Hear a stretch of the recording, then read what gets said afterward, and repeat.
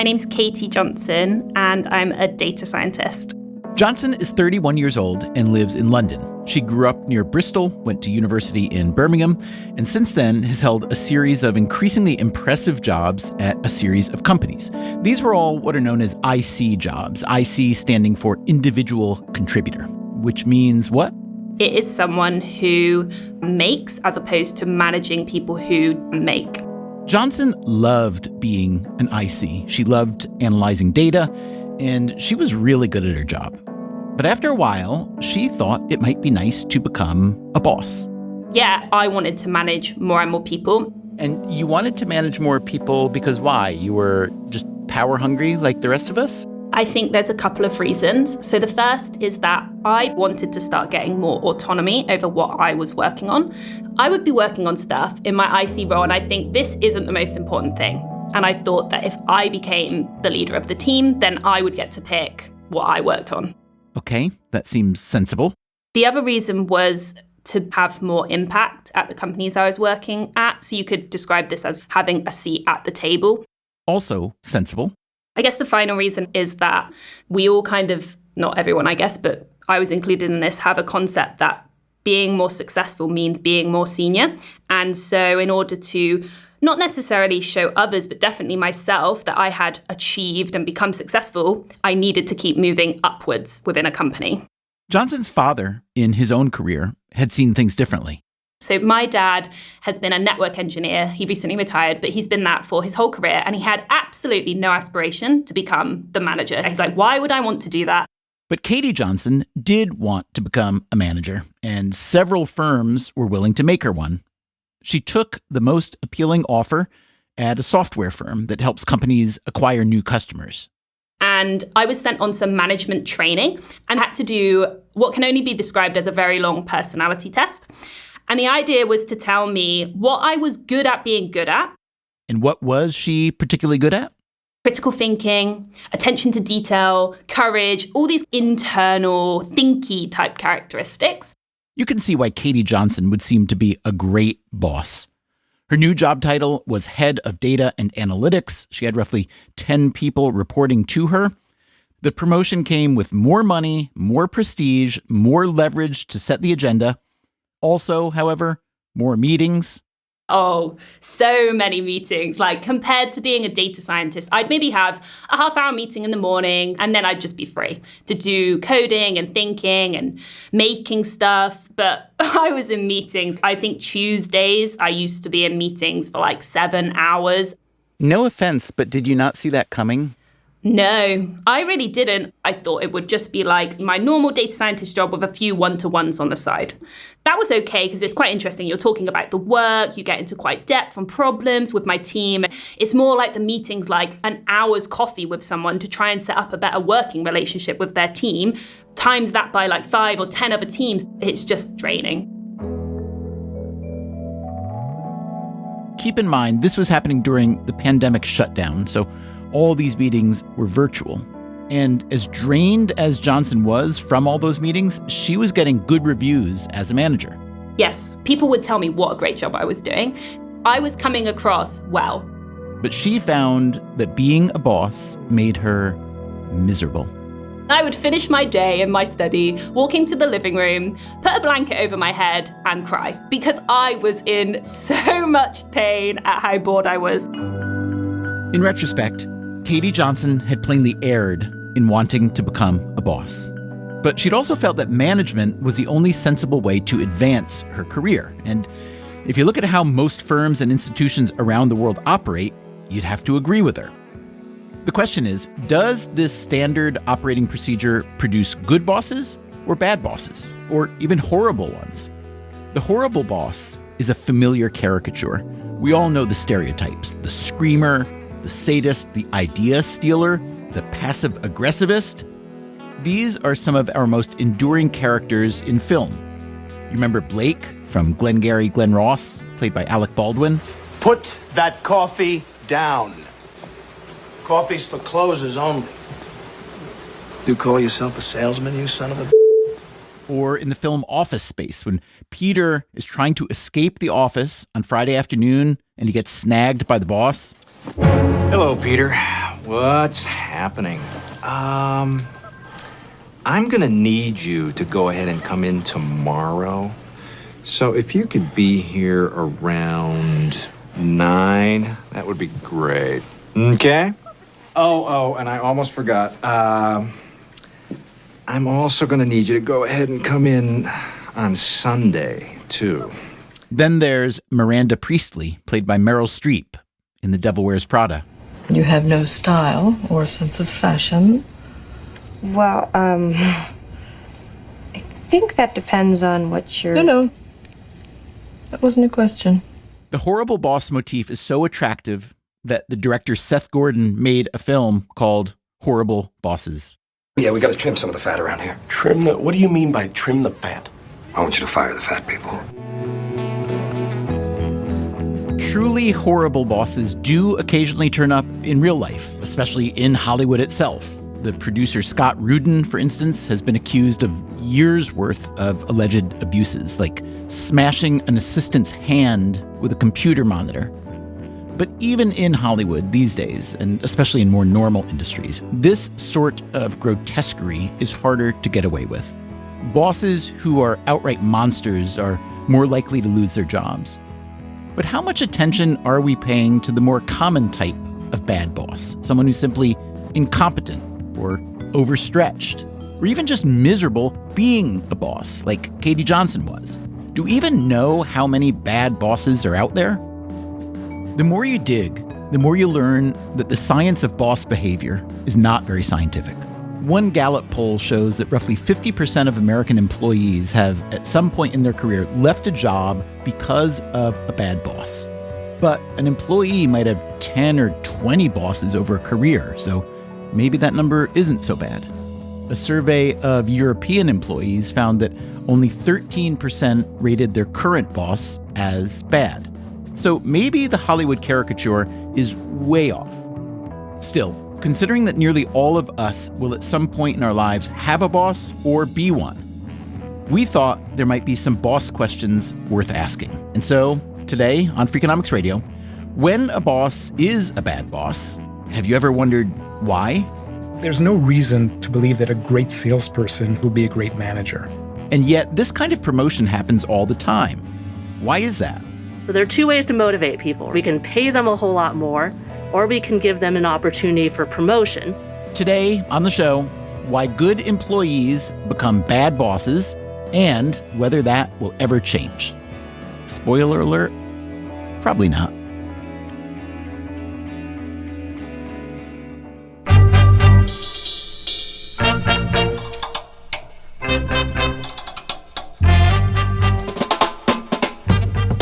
This is Freakonomics Radio, the podcast that explores the hidden side of everything, with your host, Stephen Dubner.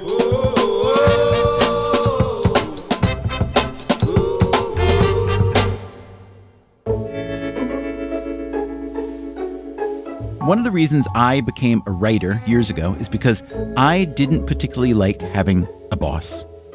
Like Katie Johnson, I prefer to set my own agenda, my own pace. I also really like working alone.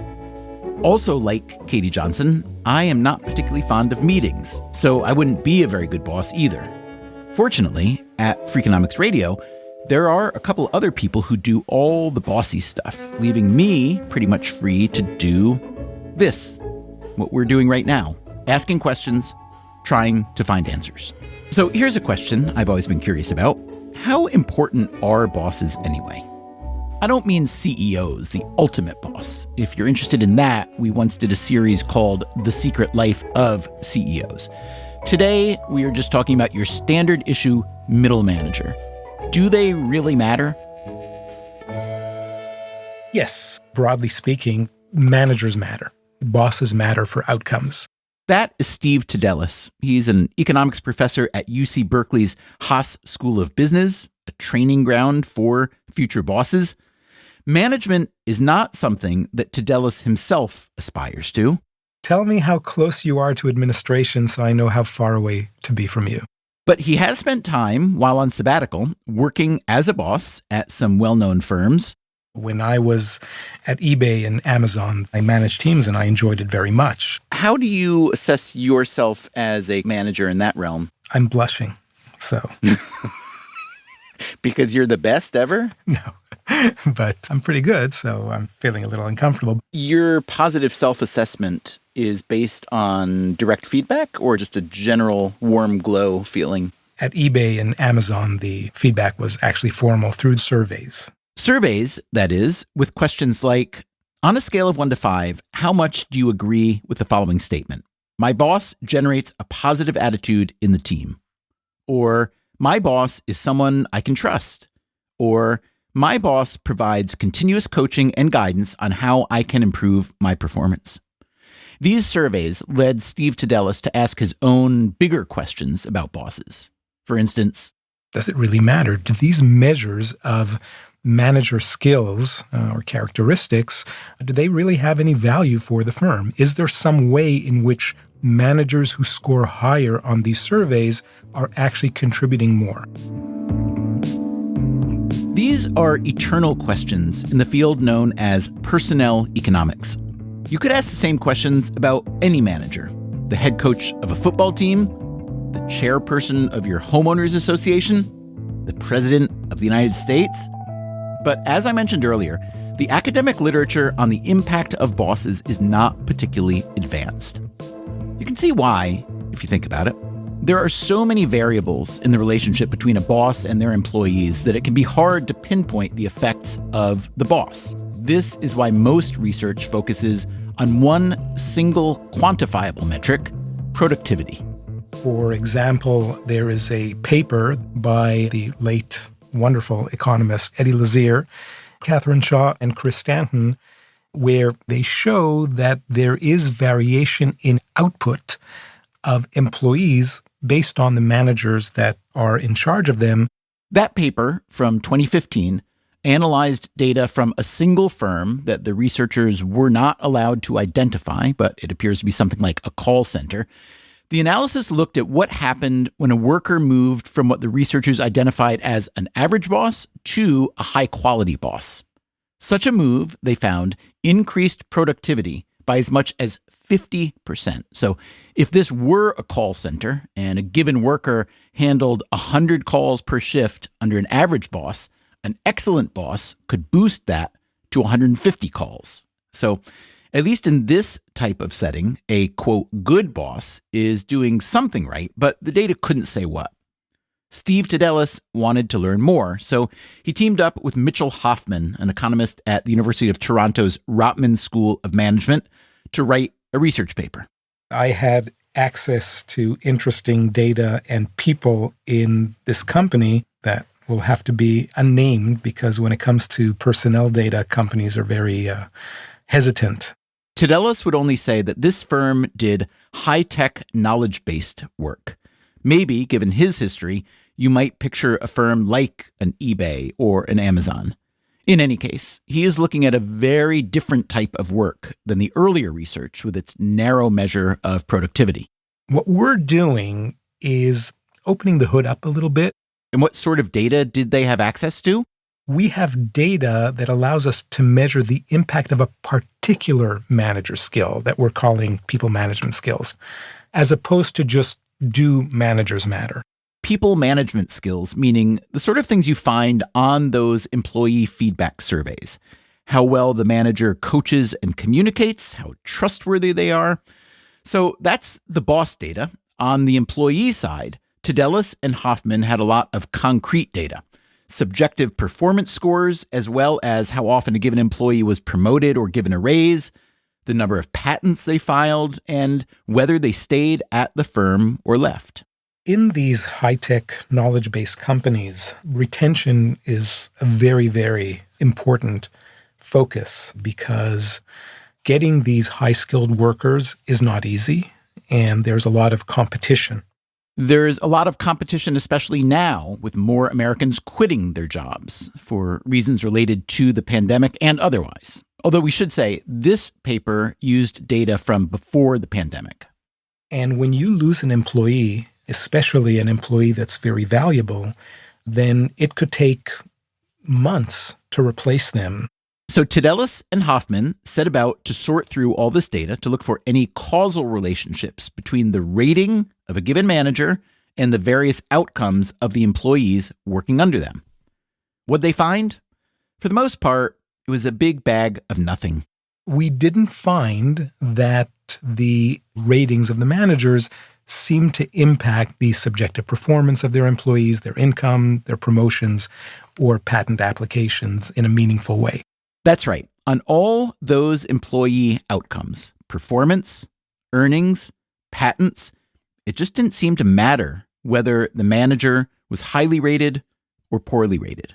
But there was one other outcome to look at: employee retention. Bingo.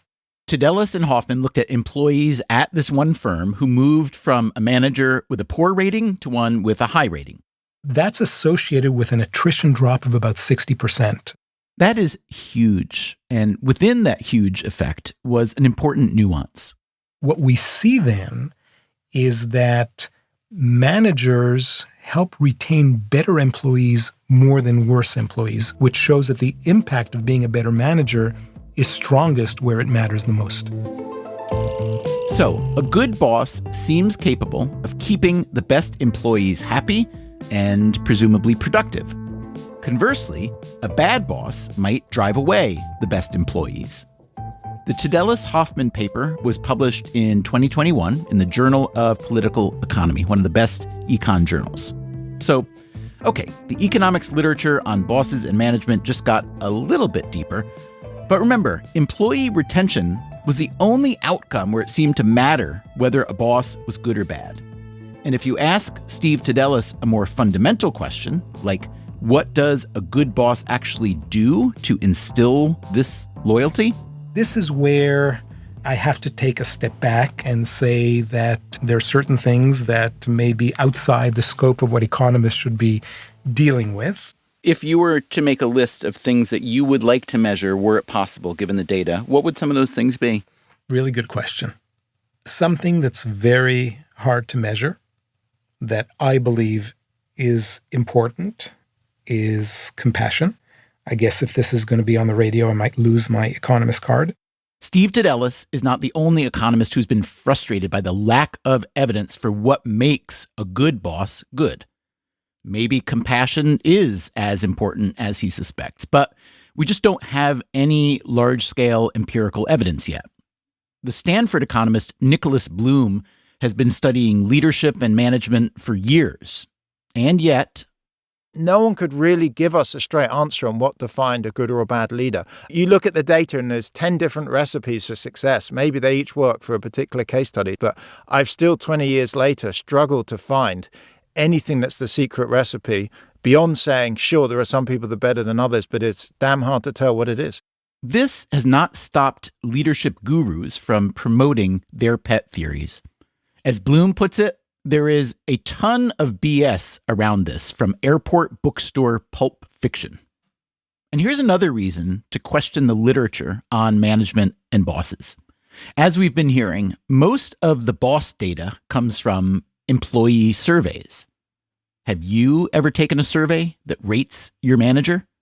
If so, were you told it was anonymous? Did you believe it was anonymous? Were your answers objective? Or did you maybe think, well, my boss thinks I'm good at my job, so I'm going to say they're good at theirs. Or vice versa. I don't think my boss likes me, so I'm sure not going to give them a good rating. As we have said before on this show, survey data can be the lowest form of data. Here again is Steve Tidelis. I'm sure you know that economists are very wary about using surveys. And economists believe in what we call a revealed preference approach, meaning how you behave is telling me a lot more about you than what you say about yourself. Just how big is the gap between what people say and how they behave? Over the years, I have heard many economists give many examples of this gap. Steve Tidelis' example is my all-time favorite. There is a lot of discussion about privacy and privacy regulation these days. And you hear a lot of people saying how their privacy is important to them. And then you turn to them and say, here's a Snickers bar. Could I have your mother's maiden name? And they say yes. So it's a little bit confusing when you tell me that you really care about privacy and then you just scroll down on every app you download and click yes, yes, yes. That doesn't tell me that you really care about privacy. So the same is true for many other types of behavior. So let's keep in mind that much of what we have been told in the past about good bosses and bad bosses is not exactly evidence-based. Researchers like Tidelis and Hoffman and Bloom have been chipping away at the black box of boss behavior, but we've got a long way to go. This means we need to keep looking for good data and asking good questions. So coming up after the break, who becomes a boss and why? If so many people think the boss selection process is stupid, why do firms keep doing it? And whatever happened to Katie Johnson? I get to the end of the day, and the last thing I want to do is talk to someone else. I'm Stephen Dubner. This is Freakonomics Radio. And remember, you can get our series, The Secret Life of CEOs, and all our past episodes on any podcast app. We'll be right back.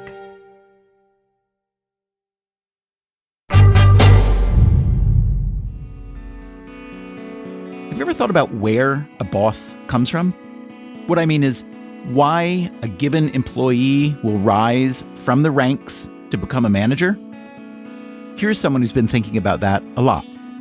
My name is Kelly Hsu. I'm a professor of finance at the Yale School of Management. Kelly Hsu, along with Alan Benson and Danielle Lee, published a paper in the Quarterly Journal of Economics, another top journal, called Promotions and the Peter Principle. So the Peter Principle is a very funny and popular management book written by Lawrence J. Peter. And his book offers an explanation for why we might see incompetent bosses everywhere. Incompetent bosses everywhere? Okay, I'm listening. What is this explanation? Let's go back to Lawrence J. Peter himself. This is from a 1973 documentary. The Peter Principle states very simply that in any hierarchy, an employee tends to rise to his level of incompetence. I'm sorry. As many times as I've heard that phrase, I still laugh at it just because it sounds like it's going to be not irreverent and then it turns immediately irreverent, which makes me chuckle. Oh, exactly. I think it's a funny idea, but it also rings true. And it's funny in a kind of unpleasant way because it reminds people how much they dislike their bosses. Peter was a Canadian education scholar. He used his daily observations to form a theory about job promotions. I saw that very often the competent individual was promoted to something he couldn't do. I saw a competent mechanic where he used to take my car. He was terrific. He was very responsible, very precise, knew exactly what he was doing, so they made him foreman. Now he's no longer fixing cars and he's trying to manage other mechanics. And he's very incompetent. The more Peter looked around, the more he saw people who were good at their jobs routinely stumbling into bigger jobs they weren't good at. In any organization where competence is essentially eligibility for promotion and incompetence is a bar to promotion, people will rise to the level of incompetence and tend to stay there. The book he wrote with Raymond Hull was called The Peter Principle: Why Things Always Go Wrong. It wound up selling millions of copies. The book was meant to satirize corporate strategy. Nevertheless, a variety of big firms tried to recruit Peter to become their management guru. He declined, saying that he didn't wish to rise to his own level of incompetence. Kelly Hsu again. His idea is that firms and organizations tend to promote people based upon their performance so far. What that means is a worker who is good at her job will be quickly promoted to a new job role, which might require a different set of skills. If she's good at that new role, she's going to be promoted again until she reaches a position where she's actually a bad match for that new job role, and then she will no longer be promoted. On the one hand, it would seem to make perfect sense that you promote someone who's good at their job. You don't want to promote the bad workers. On the other hand, managing is not the same as doing. There's no reason to believe that a great salesperson who knows how to negotiate deals will be a great manager. That, again, is the Berkeley economist Steve Tadelis. I look here in my company, Berkeley. Great researchers often make for lousy department chairs. Great engineers often make for lousy engineering managers. But here's the thing about the Peter Principle.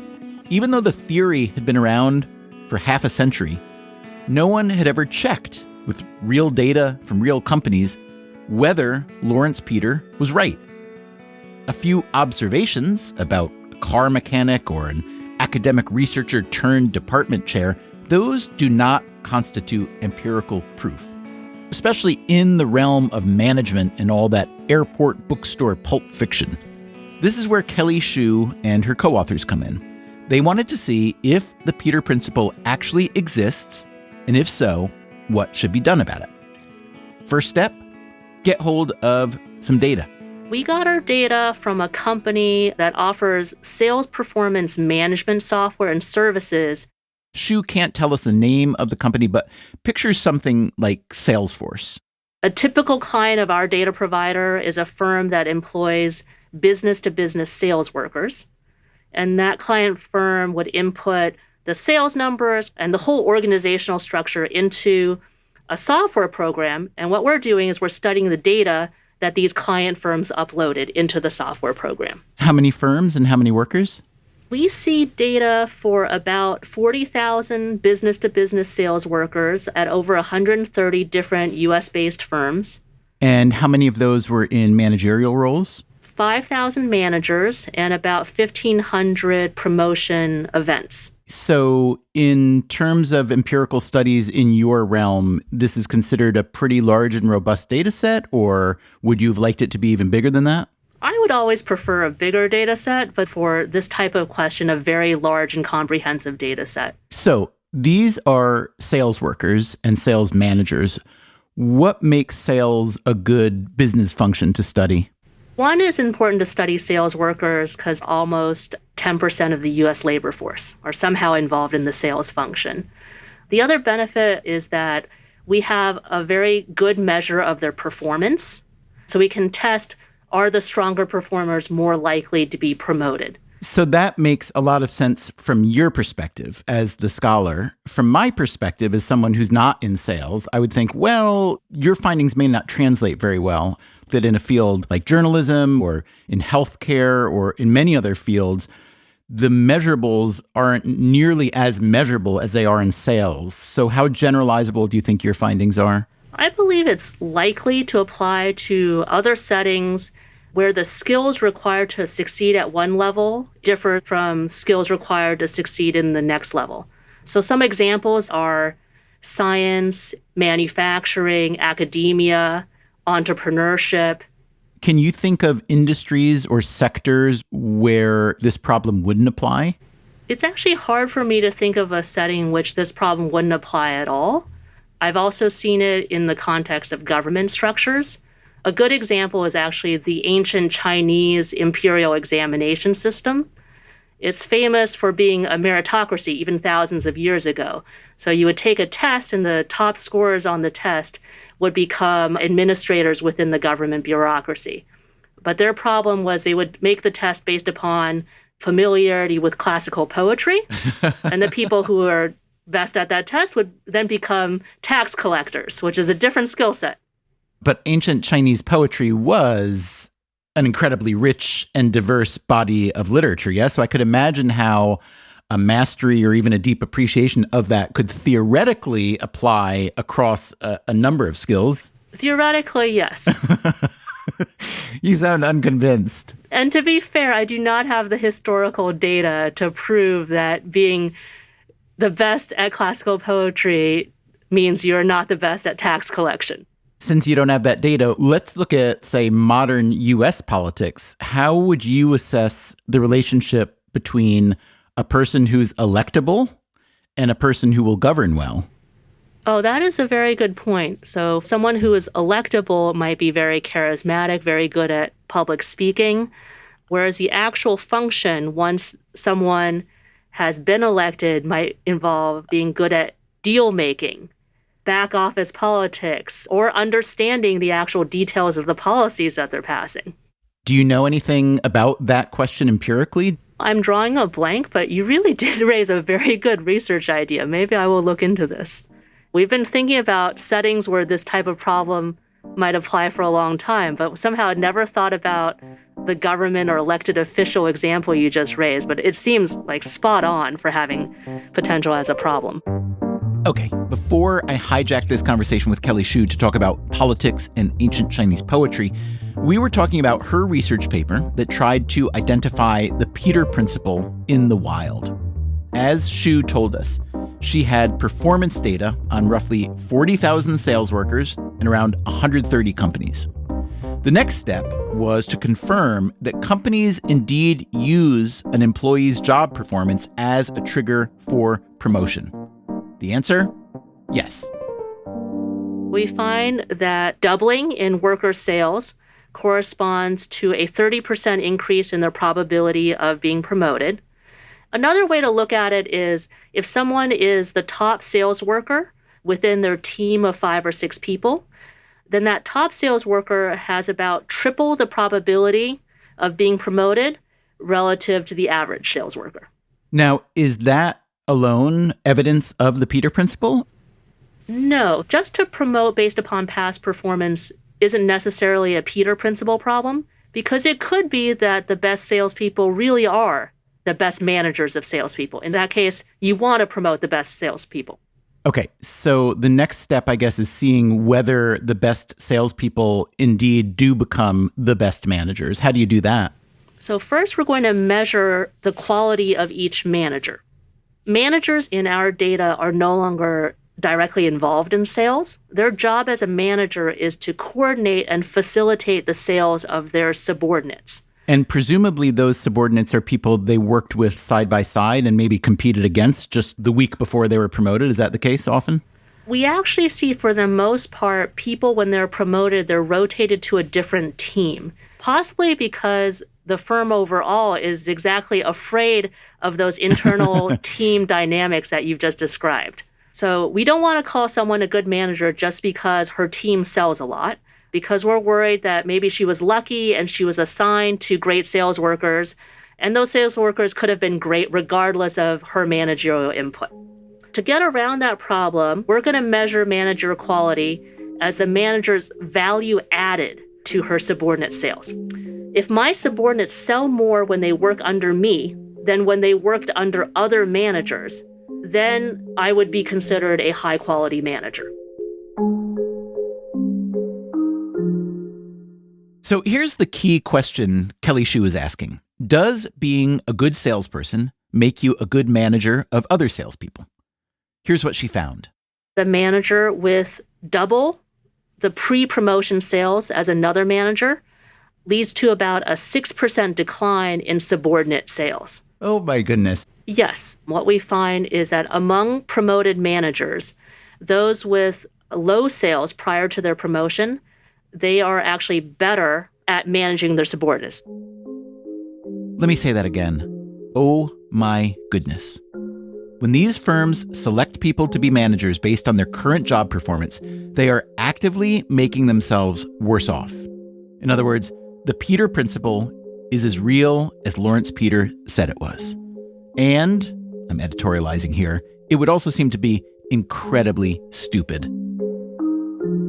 If the firm's only goal were to have the best possible managers, then the firm could, by putting more weight on collaboration experience and less weight on sales numbers, the firm could promote better managers and raise overall firm sales numbers by about 30%.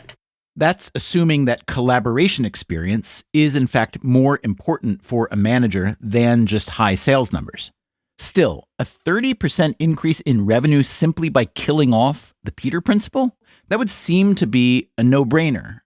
So does this mean that modern firms simply aren't aware of the age-old Peter Principle? Most firms are aware of the Peter Principle problem, and it's a problem that they purposely choose to live with. Some evidence we have indicating that in situations when the firm is trying to select a new manager who is going to be in charge of a very large team. Okay, so that's a situation in which manager quality matters a lot. In those situations, firms put less weight on a worker's sales numbers, probably because they know they're going to end up with a bad manager. So Shu is arguing that firms know they will get worse managers by simply promoting people who've been good at their previous jobs rather than people who might actually be good managers. And yet, for the most part, they continue to do it, even though it hurts their profits. Why would they do that? Economists are always telling us that companies are, by definition, profit-maximizing machines. Knowingly promoting a bad manager does not sound very profit-maximizing. So are companies just making a mistake? A firm having a Peter Principle problem doesn't necessarily mean that the firm doesn't understand what it's doing or it's making a mistake. So what is going on? What we believe is happening is the firm is doing its best to motivate workers, and they face a trade-off. Okay, this is where it gets really interesting. Promoting based upon past performance is very motivating to workers. So it's a very strong incentive system. We can also work out that it's in some ways cheaper than offering really strong pay for performance. So there are two ways to motivate people. We can pay them a whole lot more, or we can give them an opportunity for promotion, which they might value a whole lot because that's something that they can put on their resume, and it increases their status in society. You don't want to brag about your pay on your resume. I mean, the minute you say that, it makes me think, wait, maybe we should make it more acceptable for people to brag about their pay, because wouldn't that be more efficient in the end and encourage less promotion of people who are going to be bad managers? That's a fantastic idea. I don't know of research testing that directly, but I do know in other cultures, there's differences in it being more socially acceptable to talk about your compensation. I mean, I was kind of half joking, but it would be interesting if there was some metric or badge you get saying, I'm really good at what I do, and I'm so good that I've been rewarded a lot of raises. And plainly, I'm very valuable to the firm, and I could be a manager if I wanted, but I'm better than that. That's an incredibly ham-handed, naive way of putting it, but is there any mechanism in managerial science for that kind of delineation between success on a financial level and success on a managerial level? There have been some interesting attempts in that direction. So I've heard of many technology-focused firms, especially those in Silicon Valley. They face this problem that they have a pool of very talented and skilled engineers, and those engineers may not be the best managers of engineers. Many of those firms offer something called a dual career track, where someone can rise in the ranks of being an engineer, basically having a higher and higher title. So you can start as engineer, then distinguished engineer, then lifetime distinguished engineer. And that's a way for the firm to recognize someone's contributions in a public way without moving them over to management. The Berkeley economist Steve Tadelis has also noticed this movement. In companies like eBay, Google, Amazon, Facebook, there's the term of IC, or independent contributor. And you will have people who are at the level of VP, not managing a single person, because they are just gods in their realm of engineering or coding or architecture and so on. By distinguishing between ICs and the so-called management talent, the firm is saying, look, we are going to promote people in ways that reward them for what they're great at. You're not a great manager. You're not going to get incentivized by becoming a manager. Has that model trickled out at all of that high-tech realm? One area where I have seen it is in consulting companies where you have the kind of deep technical talent, think of PhDs, et cetera, that will remain and be very heavily rewarded for the work they do, and they will not manage people. The fact that Kelly Shu and Steve Tadelis can identify a handful of cases where career success is not tied to a promotion into management, well, those are exceptions that prove the rule. As Shu found in her research, the Peter Principle is alive and well, as absurd as that may seem. It is yet another confirmation that management science, as lovely a phrase as that may seem, is not yet very scientific. Most firms stick with what they've always done. When an employee is good at what they do, you turn them into a manager to oversee other people who do what they used to do, even if they are not cut out to be a manager. Like our friend Katie Johnson, the English data scientist we met earlier. I didn't see that there was another path whereby I could be director level, but not have direct reports. I just didn't ever see that. Looking back, there were some clues that Johnson wasn't quite manager material. You remember during management training, she took that personality test and she told us the areas where she got high scores? Critical thinking, attention to detail, courage, all these kind of internal, thinky type characteristics. Well, those were not the only results of this test. Things that I can do but I struggle with was compassion, empathy, relationship building. I saw this output and I was like, why didn't anyone do this to me before I got this job? Because this just screams great data scientist, not so great manager. But it was too late. She'd already been made a manager, and as you'll recall, it was not going well. I would finish my day in my study, walk into the living room, put a blanket over my head and cry.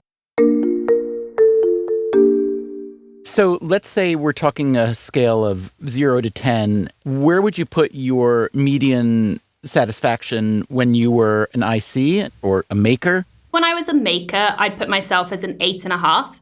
I actually loved what I did. I absolutely loved it. The only reason I would even deduct 1.5 points is because there were some frustrations, as I mentioned, about not being heard and not being autonomous. And then where would you put it 0 to 10 when you'd become a full-on manager?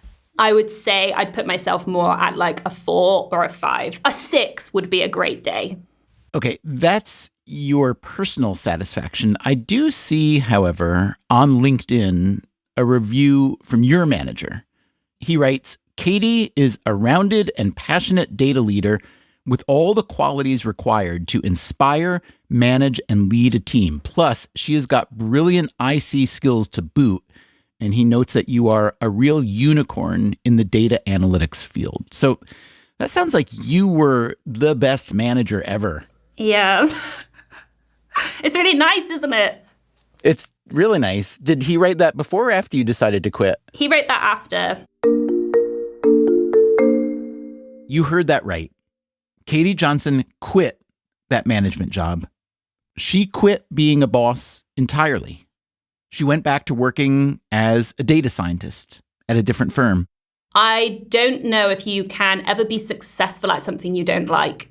I want to do something that I love and I'm really passionate about because that's the only way. Maybe other people are different, but I have to love it. I have to be like on a Sunday night, I can't wait to start my work tomorrow and get back to what I was doing. And I was never, ever, ever going to have that in my management job.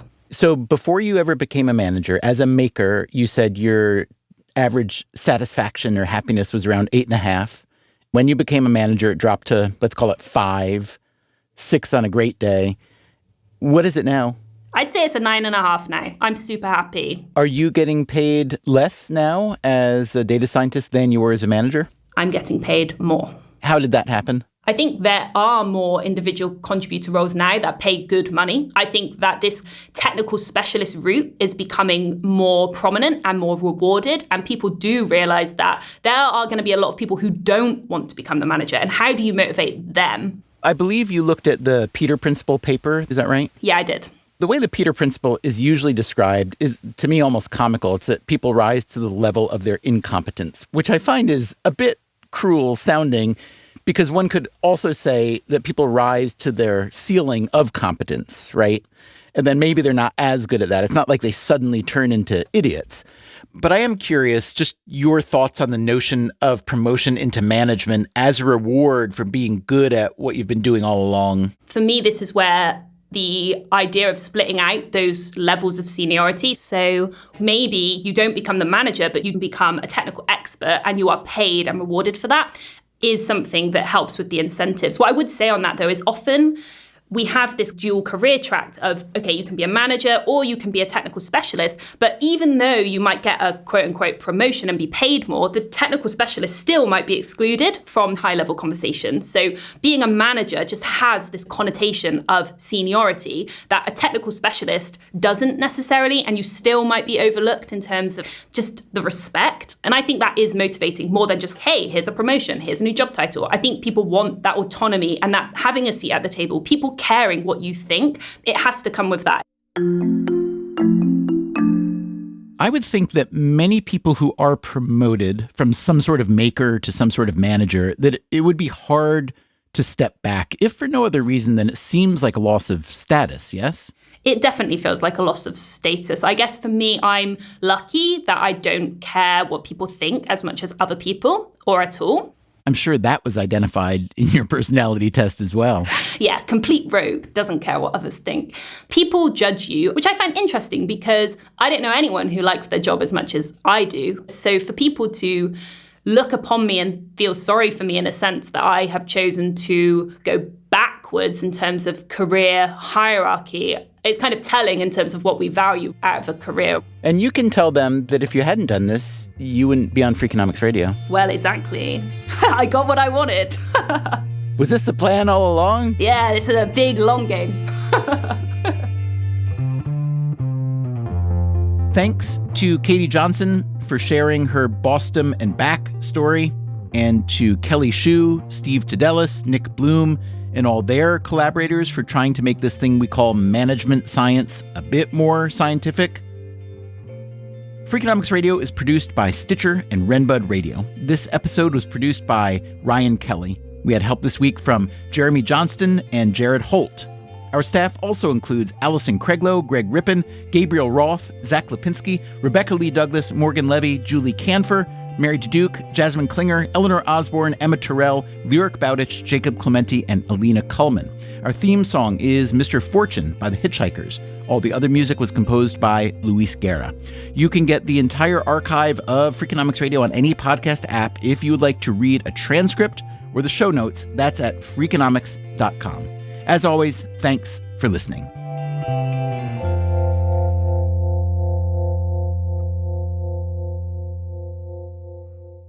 Do you ever want to tell your dean, thanks so much for giving me all this managerial responsibility, but I don't want it. I don't want my reward for being a good scholar to be that I have to do a bunch of management. I haven't thought about that.